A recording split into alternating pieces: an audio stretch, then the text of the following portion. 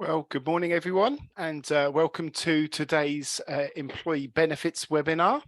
And thank you very much for joining us. We're just waiting for one or two more people to join gradually, but we'll get started very shortly. For those who don't know me, my name is Tim Kellett. I'm from Paydata here. And we run a lot of different salary surveys and provide reward benchmarking and consultancy as well. So it'll be a very useful session today. A bit of logistics first of all. All the slides that you see in front of you here, we will send out afterwards. We're recording today's webinar as well, so you can access it afterwards as well via a link, or if your colleagues want to look at it as well. So just a little bit about Paydata first of all. So we are reward management specialists, and we help organisations to find, attract, retain, and motivate their workforce in an increasingly competitive market. We have a range of different products and services around helping people develop reward strategy. We do job evaluation, equal pay audits. We have a whole host of business insights and research, and such as running regular HR webinars and HR forums in particular sectors. And actually, it's out of some of those forums that today's topic came out. So over the autumn time, through a lot of our sort of pay and benefits benchmarking surveys and through the forum meetings, people were talking about benefits and the increased importance of them. We ran a pulse survey in January talking about how organizations are helping to support their employees with sort of cost of living, the pressures around prices. And 29% of organisations who said that they were reviewing their benefits as a direct result of trying to help support the sort of cost of living as an initiative. So so it's definitely a very current topic. And indeed, one of the other services that we provide is total reward statements, and that's proving to be extremely popular at the moment as well. So all these things go in different waves, but definitely the focus is on benefits. And today I'm delighted to introduce Deb Sussex, who is an expert in this field, helps to organisations to understand their benefits offering, helps them make the most of their benefits as well. So I think Deb provides a wealth of experience, which I'm really interested to hear today what she's got to say. So enough of me talking. Over to you, Deb, and thank you and welcome today. Great, thank you, Tim. Yeah, it's great to talk to everybody today. And as Tim said, I'm an expert in employee benefits and pensions. And I help, as Tim said, I really help. I describe what I do as really helping organisations to truly understand the benefits that they offer and why they offer them. And we'll be discussing all of that in a lot of detail today.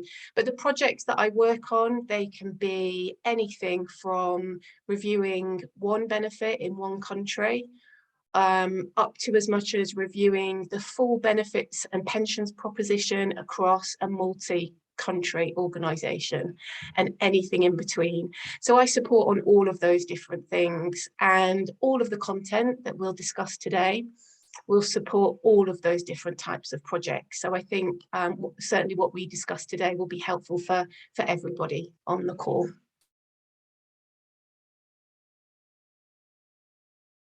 Okay, so I think you've seen the session outline already, and it's great that you're here. We will be running a poll at the end of the session today, and that will help us think and talk about what your priorities might be for the rest of this year and taking you into next. And we'll talk about the results of that poll as well. Okay, so the topic of our session today, why review employee benefits? So for an employee benefits professional like me, this is such an important piece of work, and we'll talk through all of the reasons why. It's really important to make your benefits count. So why do you have them? What are they driving for you? They should always be there for a purpose and be there for a reason. Obviously, some benefits have to be there and have to be there in a certain way to meet legal requirements. But putting all of that aside, all of your benefits should really be making an impact on your overall employee value proposition. I've called out the pension here because the pension is the biggest cost on your benefits balance sheet. And if you were to look at all of the costs across your organisation, you'd probably see salary, bonus, and then probably pension. So it's one of the most expensive benefits and items that you'll have. And it's one of the most overlooked. So we just need to think, why? Why is that? Why, as an organisation, even the smaller organisations, you're probably pumping millions of pounds into your employee pension every year, and it's not driving the impact that you want. So we just need to think about why that's happening.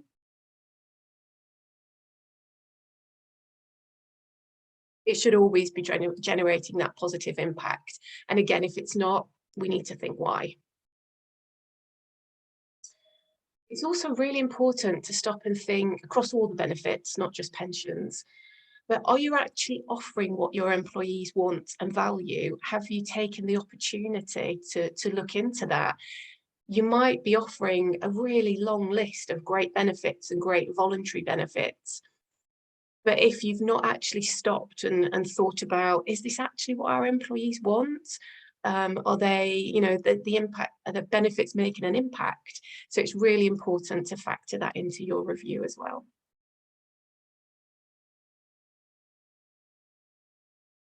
Again, you might have a great list of employee benefits, but when we think about benefit communications and overall communications and levels of understanding, are your employees actually aware of all of these great benefits that might be available to them? Do they know where to find information about the benefits? Do they know how they work? Do they know how to make a claim? Do they know where to go if they have questions? So it's really important that the benefit communications behind this are really strong as well. The second question I've put here is, it's not a trick question, but do you understand the benefits that you offer? Do you know what benefits you have in place? Do you know what they do? Do you know why they're actually within your organisation? Do you understand when the renewal dates are, contractually how they work, how the administration works? This is all really, really important due diligence, because it means that not only when you think about your benefits proposition and what that looks like, that you understand it, but also how the intricacies of the benefits actually work as well. And that's really important. And the first step in any employee benefits project is always the understanding piece first. So I would always talk to my clients around, you know, what do your benefits look like? And sometimes that they don't know, they don't have all of those answers. So the very first step would be some due diligence to gather all of that information and that understanding first.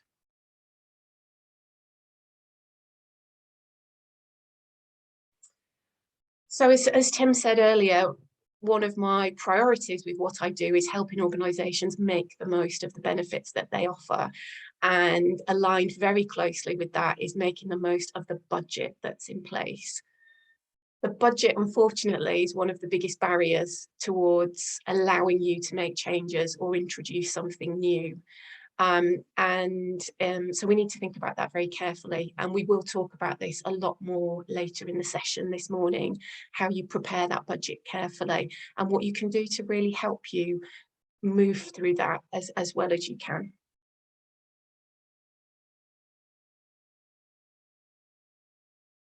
It's really important to think about what's important to you and your organisation regarding employee benefits.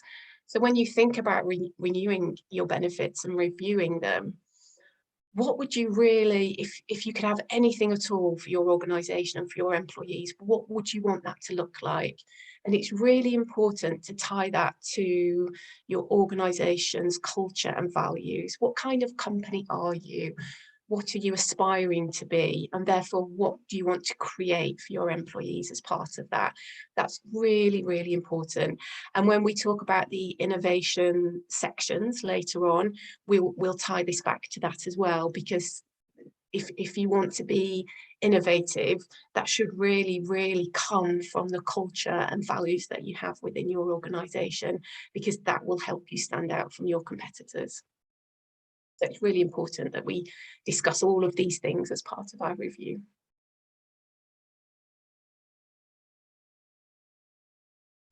So we've got the latter part of the section talking about best practice. So some of the things that I've mentioned, we will revisit. But before we do so, we'll have a quick pause and we'll think about the innovations and trends. So this is thinking about what was happening last year, what's starting to happen this year and continue into this year. And as we described this session when we were initially putting it together, we were talking about the fact that the employee benefits landscape has changed so much in the last few years. It really, really has. Not only the volume and different types of benefits that are available, but some of the more traditional benefits have changed significantly and developed significantly. And that's because of what organizations need and what employees expect and want and need. And all of that has created so much change. And that's one of the reasons that we wanted to talk about all of that today. But more recently, let's think about what those innovations and trends have looked like and why it's important to consider them. So innovations and trends, two very different things. So how I would describe innovations are the very special, unique things that an organization might do that will really, truly help you to stand out from your competitors and within your industry, and in fact across all of the employers. If you're thinking about best employer in the UK, for example, these are the types of things that will really, really make you stand out. Trends, completely different. That's around what's everyone doing, what does it look like, and once you understand what everyone else is doing, do you want to follow that trend? Do you want to completely ignore that trend? Or do you want to exceed it? So when the trend continues, that's when the trend starts to feed into market data, and then the market data year on year starts to change. And as we see that trend really being embedded for quite a long time. But at the early stage of a trend, you might feel quite quickly, actually, this is not for me. This might be something that's happening in the industry, but it's not for my organization. So I'm not going to do that. Or actually, it's part of my aspirations to exceed that trend. So it's really a decision about what you want to do. So there's quite a lot of content on this slide, so I'm not going to read through everything. I'm sure you've been scanning through it. But again, just going back to innovations, you can see on the left-hand side, I've pulled out some real examples. So these are true examples of what these organizations are doing. And you can Google this and find out more information if you'd like. So there's some really special things happening here, and you can see the impact that these things will have on the employees. They're really, really going to make a difference. And if you think of the types of employees that you'd have in these organizations and in these roles as well, I'll just talk about a couple of them. So right at the top there, you've got offer your own products for free or at a discount. So for those organizations that actually produce something, so it could be a food product, for example, or an item of clothing, or an item that you can have in your home. It's always amazing how many organizations actually do not allow their employees access to those things, either for free or at a discount. Like everything, it's always more difficult to do in principle than the idea itself. So it always generates a degree of work to put these things in place. But the ability for your employees to actually take home that product or access it at a very, very good discount, it does embed a sense of pride and a sense of happiness as well. It's a talking point. So the employees at Cook, for example, will take home those absolutely lovely food products that are quite on the expensive side. So they are a treat product, but they get a very good 30% discount. So they can take that home, back to their family, back to their friends. It's a talking point around the dinner table. You know, it's great that I can have this at a discount. You know, isn't this product lovely? And I feel happy that I work there. So these things do embed a really, really important piece of engagement as well. The other example that I've pulled out there is Bupa. So Bupa, of course, a very large organisation. And across their Bupa care homes and dental practices, they've got around 15,000 employees. And they've given free access, so that's company funded benefit. They've given access to that to all of those 15,000 employees, and it's a primary care support product. So it's all of the virtual GP service, access to day-to-day healthcare queries, and that level of preventative healthcare support across all of those employees that, of course, are working incredibly hard. And I believe that Bupa have also funded the tax on behalf of the employee as well. So an employee can access that benefit at actually no cost at all and no tax impact to themselves at all. So it's a really fantastic step forward, and again helps build the pride in the company. It's a talking point because the employees are using the benefit. So again, another fantastic example of an innovation there. You've also got Reward Gateway on here as well. They're doing some fantastic things, as you can see: domestic violence protection support and pet rescue support, miscarriage and baby loss support. So very, very much around well-being and some of those very, very difficult and very impactful things that can happen. Monzo Bank, completely different industry again. They're really thinking about employee development. So offering £1,000 per employee per year, as I understand, towards products and services that would help you with your development. So lots of different things happening there. And again, thinking about your company, your culture, your values, and again, thinking about your aspirations, we can start to think about what those innovations might look like for you. When we think about trends, again, slightly different. So this is around what other companies are doing, either across the whole market, or maybe you want to look more specifically at your particular industry. So we'll talk a little bit about the types of things that we're seeing with the trends. Coming out of COVID, health has been a huge, huge item. Many organisations now are offering some form of health benefit, so some form of health benefit that's funded by the organisation, and they're providing employees access to that. So it might be a virtual GP service, for example, and that's where at any point during the day, 24/7, you can make a call or have a video call with a GP and discuss your health question. You can even have prescriptions prescribed as part of that as well. It's a very popular service. I think we all know how difficult it is to reach our own local GP at the moment. So again, another reason why that benefit is becoming so very popular. It's actually very low cost as well, which we'll talk more about shortly. So lots of developments in that healthcare market. You do see the traditional private medical insurance benefit very much prevalent as well. But things like health screening as well, dental insurance. Again, we're all seeing our NHS dental surgeries just somehow disappear from our local high street. So unfortunately, that means more reliance on private dental practices, which of course are far more expensive. So again, benefits in that area are very popular. Sustainability as well. There's options within your pension plan for sustainability as well, but really popular other benefits are salary sacrifice electric car schemes. So these are extremely popular, and I would say across all of my clients that I'm currently working with, probably 8 out of 10 of them are actively looking at a salary sacrifice car scheme.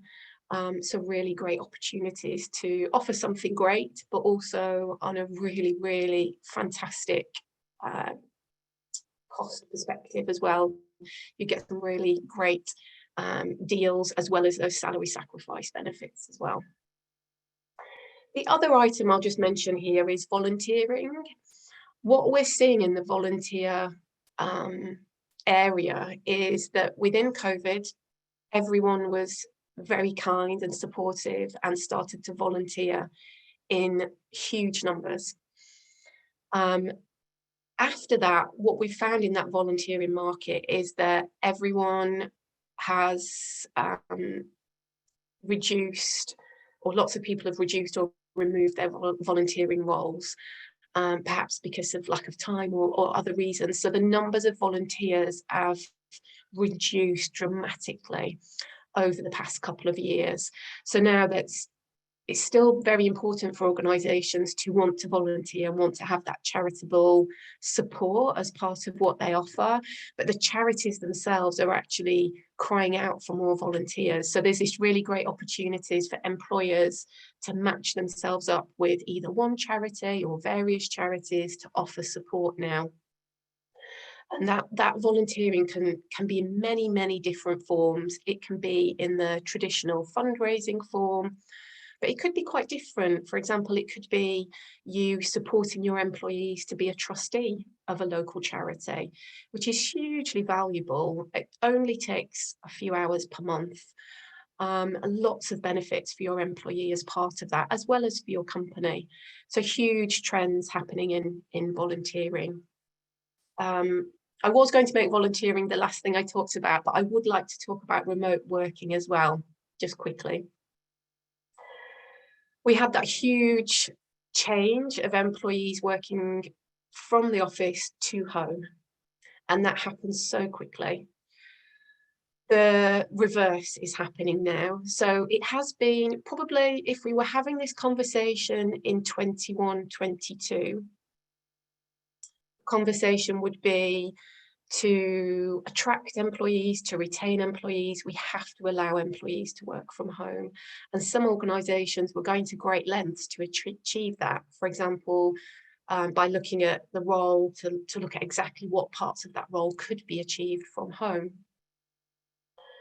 The reverse is happening now, and organisations really want employees to return to the workplace because they see so much benefit in promoting their culture and values when everybody's face to face, as well as having a more productive environment when people are actually physically together. So there's a huge, huge change in there. We've gone from flipping it to home to flipping it now right back to the office. So lots of change there.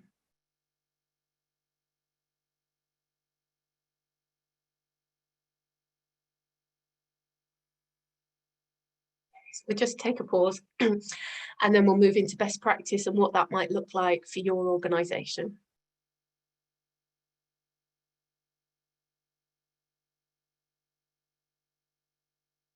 So thinking about some of the items that we talked about at the beginning, we need to think about best practice for your organisation, and best practice should look different in each organisation if you go through this review properly.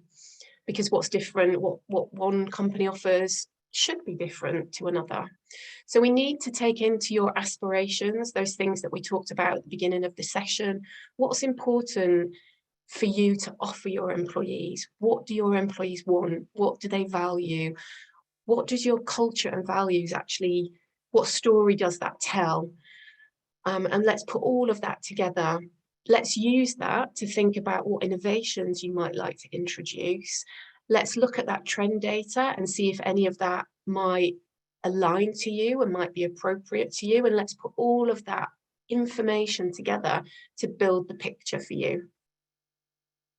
As well as looking at all of that, and when we think about writing a business case to get these changes in place and getting the support from the board or from our exec team to take this forward, we need to have a very strong story, and we need to have some very strong facts and figures to be able to push this forward. So it's really important, as well as looking into your aspirations and values and trends and so on, that you also look at some specific market data. So you would look at market data across your industry. You may even want to take a step further from that and look at a sub-industry group. And then you'll have some really great, strong market data to work from that you can really use to emphasize your business case and push that forward. And also, when you're asked some sometimes quite challenging questions when you're presenting your business case, you can fall back on that market data to support you. So all of those steps will help you arrive at what best practice looks like for your organization. But before you come to that final picture, it's really important that you look at everything in reward. So not just the benefits. Of course, from my perspective, I would say that benefits are, of course, one of the most important aspects of total reward. But of course, that's my view. But it's very important that you look at everything within total reward when you're finalizing your business case.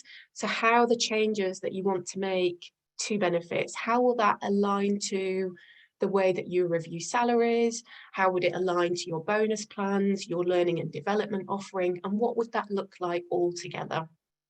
So it's really important to pull all of that through.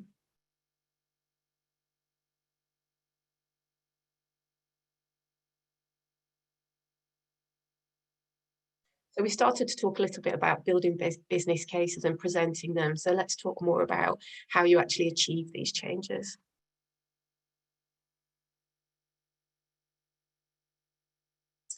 So again, thinking back about the various changes that you'd like to make, what will really drive an impact? What's going to get you value for your pounds or your dollars?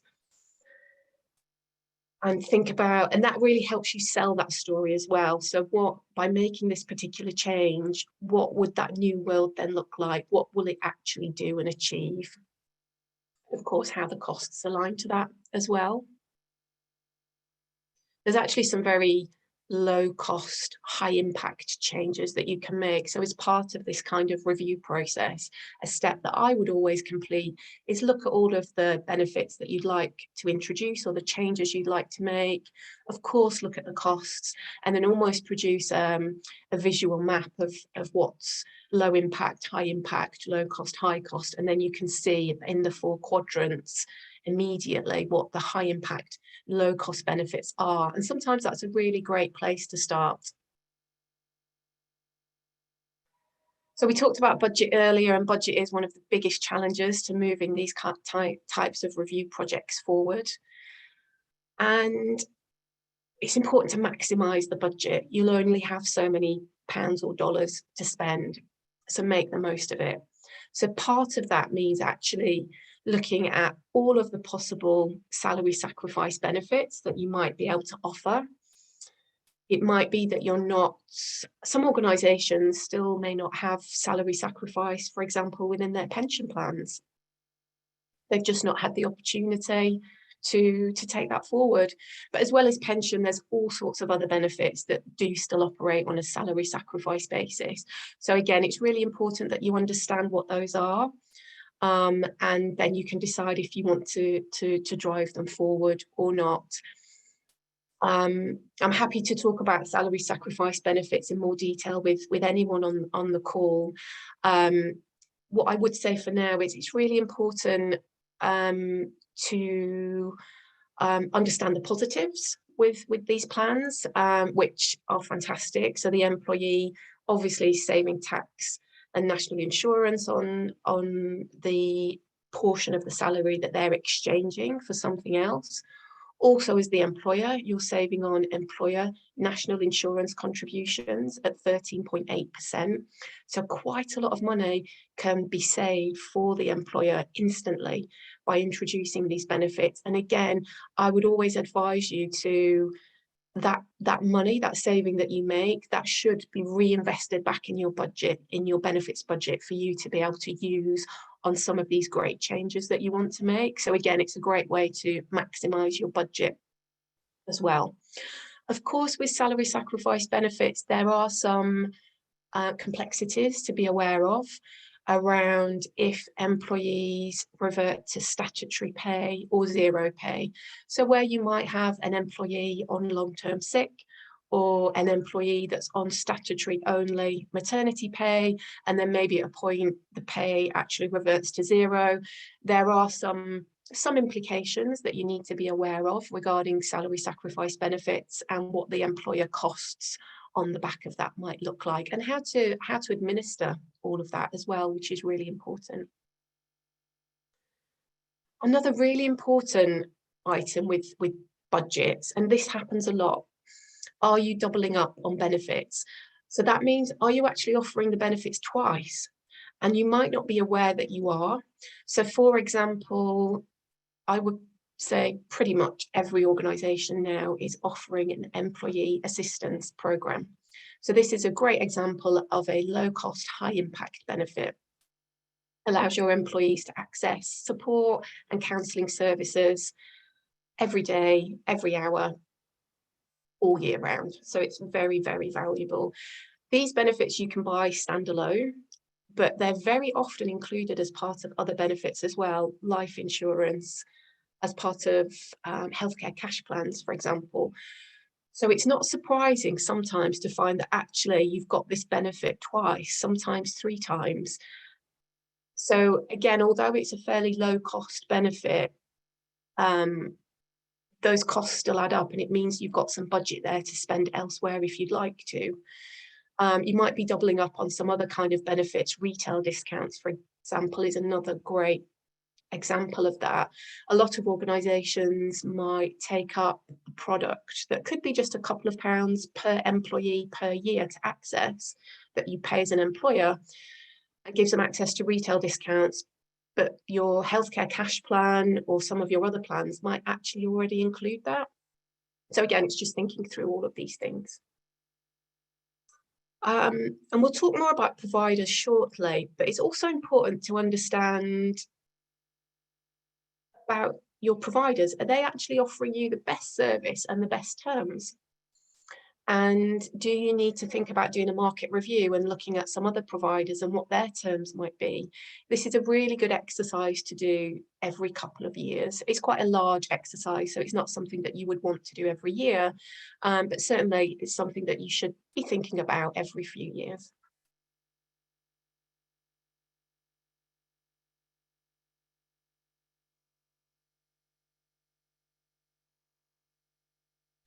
So when we think about building that business case and how to present that business case and how to get that over the line, you might have quite a shopping list of things that you'd like to include, and some might be priorities and some might be in a second wave, for example. And that's a really important point. Don't feel like you have to do everything at once. One, because it's going to be difficult from a budget perspective. It can feel quite overwhelming from a project management perspective as well. It's a lot of change for you. It's a lot of change for your employees. And any change that you want to be really positive and well managed. So my advice would be, take your time. Don't feel like you have to do everything at once. Once you've got that plan in place, you can think about what your phase 1 might be, phase 2, and so on, and how that will align to other changes that might be happening within HR. For example, a new payroll system or a new HRIS system, new L&D system, how it might align to those changes or wider changes that might be happening within your business.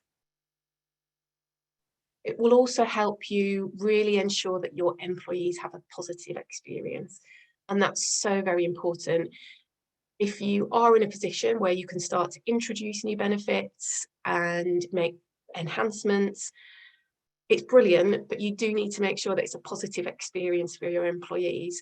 So the administration, the communications, everything that underpins the changes that you want to make must be clear. You know, you need to be able to understand them. The teams responsible for them need to be able to understand them, and they need time to put that in place. Payroll preparation is very important as well.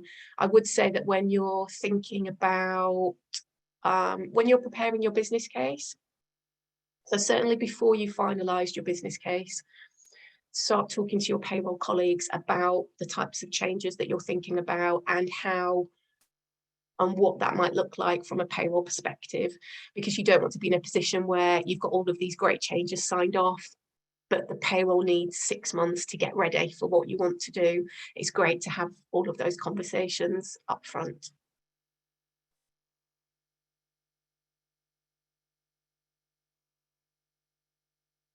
So we talked about providers earlier just now in terms of making sure you're getting the best terms and best service. That principle is to all of your benefit partners, your benefits consultant, like myself, for example. So any service or partner or broker, you might be working with your providers directly, anyone that's helping you with your benefits proposition, the technology provider is another example. They should be giving you a really good service. They should be giving you an excellent service. And in my opinion, if they're not, why? You know, you need a trusted advisor. You need great benefits providers that help you when you're confused, that provide regular information to you, that you can meet with maybe twice a year or quarterly to talk about how the engagement in that benefit is going and what else you can do to increase the engagement. So you need supportive and reliable partners that also provide their services to you at reasonable cost as well. So it's really important to think about those things. And also really important to think, actually, what can you do to enhance that relationship as well? Because sometimes if you've got a partner, maybe they are working really hard for you, but there's, you know, perhaps there's things that they need differently from you first to be able to get that perfect relationship in place. So my advice would always be, if you have a great partner, hang on to them. Don't change anything for change's sake. But it's always good to have a look at all of these things and making sure you are getting the best service possible.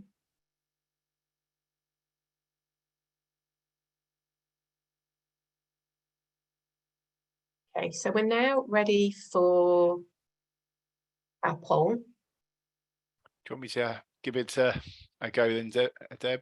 Okay. Oh, sorry, I'll just okay, I will. Great. Do you want me to I'm okay to launch the poll? Yes. Yeah, absolutely. And I'll just talk through a couple of things. So what we thought we would do, out of all of the information that you've heard from myself and Tim today, hopefully that's helped you think about what to consider as part of your benefits review process. What are the latest trends and innovations that are out there? But we thought at this point in the session, it'd be really great to just think about actually all of the possible benefits that are out there. And these are examples. This list is not exhaustive. There are additional benefits as well. These are examples.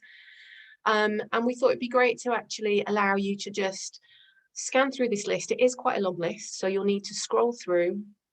And what we'd like you to do is select your top 5 benefits throughout the whole list. So we have categorized them just to help you think through the different benefits. So you don't have to select 5 from each section, it's 5 in the whole list. But what we'd also like you to do, if, for example, in section 1, which is health, if actually none of those benefits are your priority, if you could select none of the above, that helps us with the behind the scenes technology that we're working with the poll. The none of the above will not count towards your 5, so you'll still retain your 5 choices. But we thought it'd be great at this part of the session just to for you to be able to click through what you think your priorities might be, and then we can discuss the results as well. I definitely, we often get asked this, Deb, in our HR workshops about, you know, what sort of benefits people sort of prioritise, what they think are the most popular, what ones are the most appreciated by employees. So hopefully all of our contributors today can draw on their experience of all the employee surveys, all the times they've asked, you know. I think, Justin's just said, is it 5 that we currently have and value, or ones that we want to implement? Is it, what do you think, Deb? I would say it's the latter. It's the ones that you would want to implement. So your top 5 of what you would like to have. It might be that you've got some of those already, but yes, what would you like to have rather than what you might have today? Thank you. Thanks, Deb. Okay. I would also say, everyone, that as we're just waiting for more, we're getting good participation in this. Just that I'd also say that I know we've had a lot of questions being asked throughout the presentation. We'll try and answer them shortly. And just any questions, if we run out of time, because we've got a hard stop at 11 for everyone. But if we run out of time, we will pose the questions to Deb, note them down, and send them out afterwards. So we'll get everyone questions. Every question answered either in the session or afterwards anyway. So we're up to 75 responses on the survey, which is good, or 82. So they're still coming in. So I think we'll wait, if that's okay, Deb, just a little bit longer as well. Good.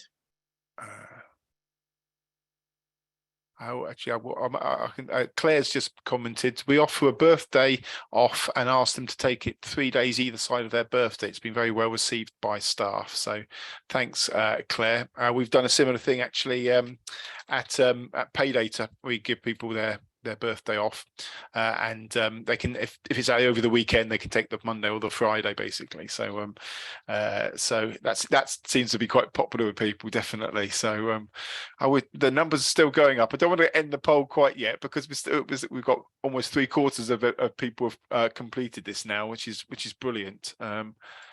All the questions are coming in now.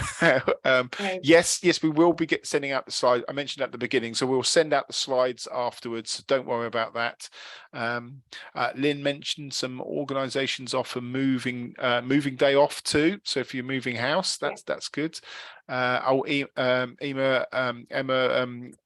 looking to introduce birthday off. Let's see. Also, just to watch on the virtual GPs that charge private prescription charges, so actual drug cost plus 15% fee. Okay. Someone's put their Christmas. Someone's put my birthday as Christmas Day. So yeah. What about that prescription cost? Have you found that, Deb? Yes. So a lot of the virtual GPs will provide a private prescription only, because they're private in nature, and a private prescription is generally more expensive to change from that prescription into the product that you want. But you can then take the prescription that you've got, take it back to your local GP and ask them for an NHS prescription for that item, and then you can access the product at the NHS prescription price. The benefit is that you get access to the GP more quickly than you might your local GP, for the reasons that unfortunately we all know at the moment. But yes, in terms of once they've prescribed you with something, yeah, always feel free to then contact your local GP. And for example, for me, it would be via an email to my local GP or a phone call. Shouldn't have to make an appointment unless it's a particularly complex medical condition, and then they can give you the NHS prescription, which you can access at the normal price. Okay, I think we're there with the result. Thank you for that, Deb. We're there for the results. I think we've got 81%, over 100 people completed it. So I'm going to end the poll there, and shall I share the results then, and so we can sort of we can see. So here we go. Sharing the results. So healthcare cash plan, that's at 37%. Yeah, and actually what I'd just say on that is I would have said prior to running this poll that would come out on top, and I'm actually really pleased that it has, because the healthcare cash plan, and one of the reasons why this benefit has become so popular in the past few years, is the products developed significantly, and all the extra items that are included. So for example, some providers include that virtual GP service that we just mentioned. Some providers include a really clever, it's called Skin Vision. and you can scan parts of your body for moles or other skin conditions, and then it's a really quick and effective way of finding out, actually, is that okay, or is it anything to worry about? So all of these extra additions to those products. And the healthcare cash plan is something that helps employees every single day. Again, it's a much, I wouldn't call it low cost, I'd probably describe it as mid cost, but very, very high impact, because it's something that all of your employees, no matter if it's a super healthy person or a normal everyday healthy person, everyone is going to benefit from that plan every day. Well, that wasn't the highest one in the end. It was high, but 50% of people said they the highest one was cost of living support. That's at 50%. Then there was, I think it was 44% additional annual holiday. I think that's come up quite often. That's probably not a 42% green car leasing. That was quite high. That was high as well. But interestingly, 42% said green car leasing and 40% said none of the above for sustainability. So a bit of a difference between those who are doing that and those who are not doing that. So they were the big one. They were the biggest ones. So as I said, cost of living support, which is obviously very current. Green car, annual holiday entitlement, additional green car leasing, and health cash plan was up there. So those were the sort of top few. I think private medical insurance was quite high up there as well. Fantastic. And with the additional annual holiday, we've been talking about extra birthday days, extra moving house days. So some of these really, really nice things to offer. Some organisations are and have really transformed their annual leave policy. And they have said, okay, so we've got the traditional way of describing the benefit is you get X number of bank holidays, and then you get your holiday entitlement. And then you might get some of these extra days and company close down dates, summer recharge, all of these different extra pieces of time off.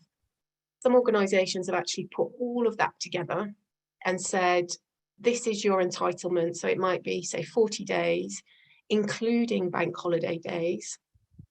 And actually you can take those days whenever you like. So when we get to bank holiday, we've got Easter coming.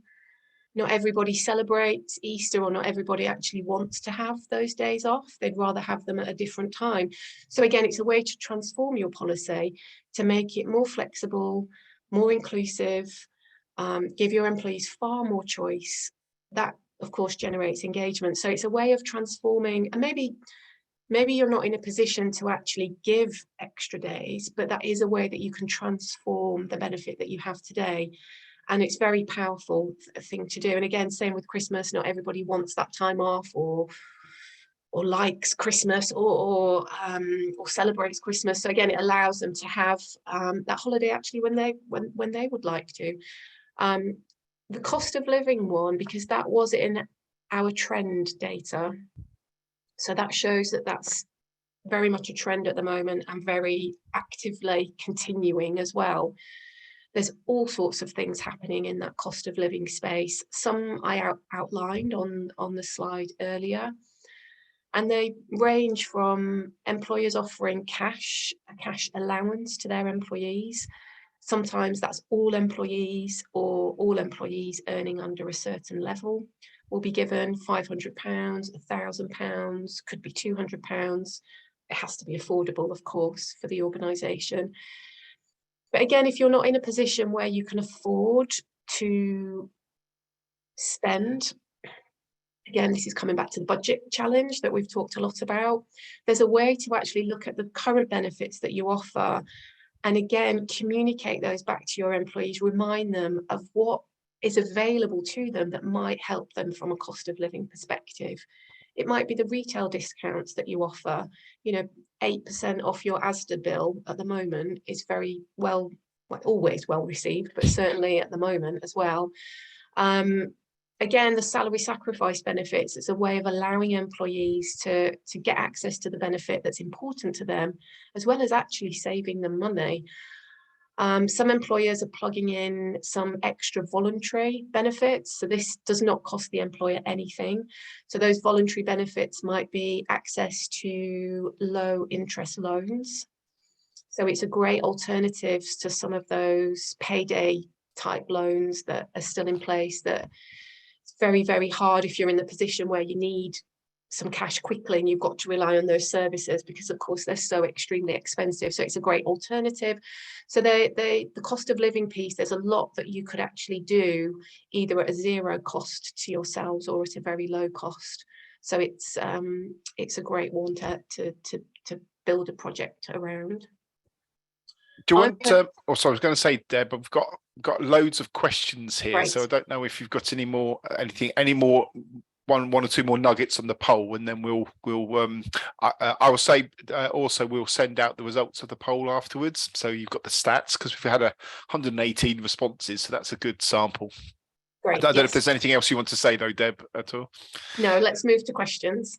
Oh, great! If you don't mind, because we've got so many questions here have come up over the course of today. So it's obviously an emotive subject. So let's see what we can get through, and then we'll and if we can't, as I said, we will we'll definitely answer those questions outstanding and send them out afterwards. So Trevor said, "Am I correct in thinking the tax people won't be interested?" Thinking the tax people won't be interested, provided the discount is no less than the cost price we as an organisation pay. I'm trying to say, how does that come across?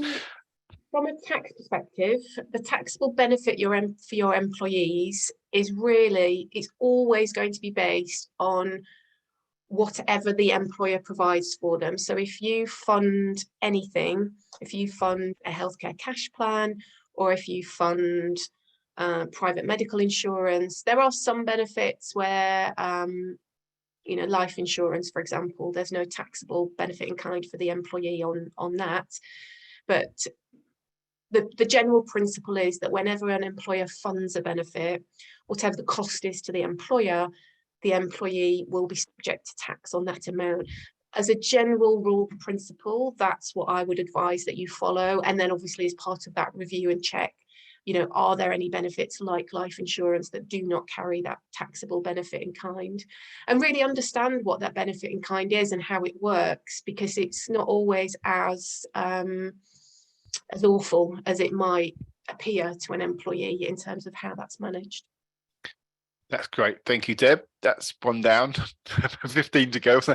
Salary sacrifice schemes don't work well for my organisation, as half of our employees are at or near minimum wage. Is there any way around this at all? That's from Laura. No, unfortunately. No, and actually I'm having this debate with a client at the moment. So unfortunately, it's a legal requirement. You cannot do anything that would take an employee's pay below national minimum wage. And this principle with salary sacrifice benefits, it makes it really hard, because then you're excluding a proportion of the organisation that would actually really benefit the most from those arrangements. So it's a tough one, but unfortunately, yes, we must abide by the HMRC rules on that one. Oh, thanks. Just another one, I suppose. Interesting to know what the actual figures are regarding more productive or productivity when working in the office. Some organisations base this on a feeling and management style, but not the actual outputs. I mean, I think it's an interesting debate, isn't there? Because a lot of people say that they're more productive when they're working from home as well. I guess the advantage of the office working is the collaboration. It's the face-to-face collaboration. But I don't know, are there any actual figures or measures about productivity measuring that for people in the office at all, Deb? Do you know? I haven't actually seen any specific methods and principles. It is around the things you've described, Tim. So that overall feeling of employee engagement that you might get from your employee organisation surveys, how well people understand the culture and the values, how well people are demonstrating the culture and values is a way to measure that. But it really is based on that that feeling. Of course, if we're talking about a manufacturing organization, they don't have that ability typically to work from home. So that output is obviously, it's measured in an organization like that. No, it is more on that feeling. And I do think it has been mentioned at some of our HR workshops. People like, for example, in the housing association sector, where culture, vision, and values is so important as an attraction and retention tool, that people found that there's some people have commented in the last couple of years that they felt perhaps lost some of that work in it together culture when people have not been in the office. So I do think what you mentioned about the culture is really important. That that it's difficult to put a value on that. So next one. Conversely, do you not agree that working from home can be seen as a very valuable benefit with added in-person meetings? Surely this depends on the business. We have found that hybrid working from home for some has increased possible productivity. So I suppose that's just backing up what we sort of said, I suppose. Do you recommend particular sources to review specific market data? Other than pay data, obviously, as a benchmarking source, but I don't know. Yeah, and actually I can speak from a true example. Tim and I started talking because one of my clients needed specific market data. So I think look for, and it might well be pay data, could be another organization, look for a survey that's absolutely industry specific, or perhaps there's a subgroup within that industry. And I know pay data offer some of that. But yeah, look for that kind of partner there. So yes, of course, Tim can talk you through that. There of course are others that exist as well, but look for something that's specific for your industry. Yeah, that's right. And actually, I'd always say that if we know of pay data, we know of where other providers have got particular strengths in industries.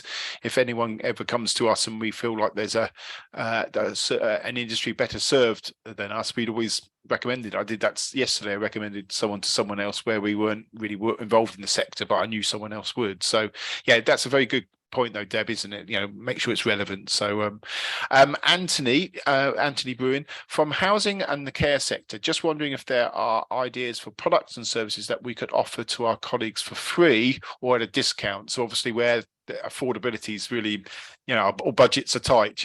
One area we have considered is personal finance advice, but wondering if others had ideas or were already offering this to their other things to their employees. So is there any free or discounted ones do you think of? There are organizations out there that provide financial education support, provide support with helping people understand that what their budgeting needs are, helping them sort their finances out, really, allowing them to look at debt management. If they're in a position to save, where could they save, and where do the best products exist? There are lots of organizations out there that will do that. There is a cost to that, so either it's a cost to the employer or it's a cost to the employee wrapped up in the services, but it's a very great place to start. And the access to the interest-free loans that I mentioned earlier, again, there's a lot of organizations that are offering that at the moment with employees that might have a lot of the organization maybe earns under £30,000, for example. Those kinds of benefits can be very, very helpful. I'd certainly start to look in those places. Thanks, Deb. And Melody Hannon said, yes, CitySave, free and very useful. Set up a call with them. So that's, I think we've run out of time, unfortunately. We should have perhaps probably put 2 hours in for this. If people are interested, we might always do a follow-up discussion, perhaps. I just want to say, lastly, sort of thank you very much to Deb for today. I think it's been fascinating, and obviously chimes a lot with people. We'll send out Deb's contact details if you want a bit more of a discussion, definitely with a sort of subject matter expert. The next thing, we've got another webinar coming up in March, looking at workplace well-being. Again, another topic which people mention as well. Just to really, I guess, to sort of say that we will send out the slides afterwards. We'll send out the poll results afterwards as well, and answers to the remaining 15 or so 25 questions. Thank you so much for joining us, everyone. Thanks again, Deb. That was really kind of you today, really useful. I found it really interesting. Have a good rest of the day and the rest of the week, everyone, and we'll catch up with you soon, hopefully. So thanks again, everyone, and speak soon.